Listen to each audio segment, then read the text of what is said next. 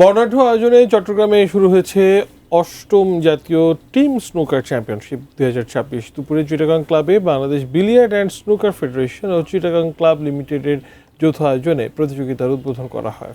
অনুষ্ঠানটির উদ্বোধন করেন পৃষ্ঠপোষক ইস্টার্ন মোটরস লিমিটেডের ব্যবস্থাপনা পরিচালক রফিকুর রহমান। অনুষ্ঠানে চিটাগাং ক্লাবের ভাইস চেয়ারম্যান সৈয়দুল Anwar Farhad, Bangladesh billiard and snooker ফেডারেশনের ট্রেজারার মঞ্জুরুল হক মঞ্জু সহ আয়োজক ও ক্রীড়ামোদীরা উপস্থিত ছিলেন। এবারের প্রতিযোগিতায় 31টি ক্লাবের 32টি দল থেকে 94 জন খেলোয়াড় অংশ নিচ্ছেন। চ্যাম্পিয়ন দল পাবে 1 লাখ টাকা, 60,000 এবং তৃতীয় চতুর্থ স্থান ও সর্বোচ্চ ব্রেকারের জন্য থাকছে 20,000 টাকা করে পুরস্কার। আগামী 22 আগস্ট প্রতিযোগিতার সমাপনী ও পুরস্কার বিতরণী অনুষ্ঠিত হবে।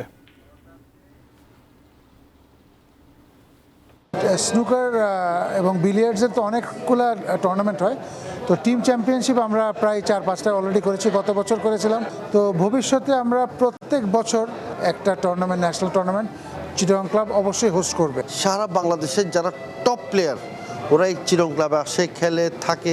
আমরা যেটা চাচ্ছি ফেডারেশন থেকে খেলাটাকে আরেকটু ছড়িয়ে দিতে আমাদের একটা নিজস্ব ট্রেনিং সেন্টার করতে চেষ্টা করছি। বিভিন্ন দেশে খেলোয়াড় পাঠাচ্ছি খেলার জন্য এবং তারা আমরা নতুন দেশ হিসেবে এই জায়গায় আমরা অনেক ভালো করছি।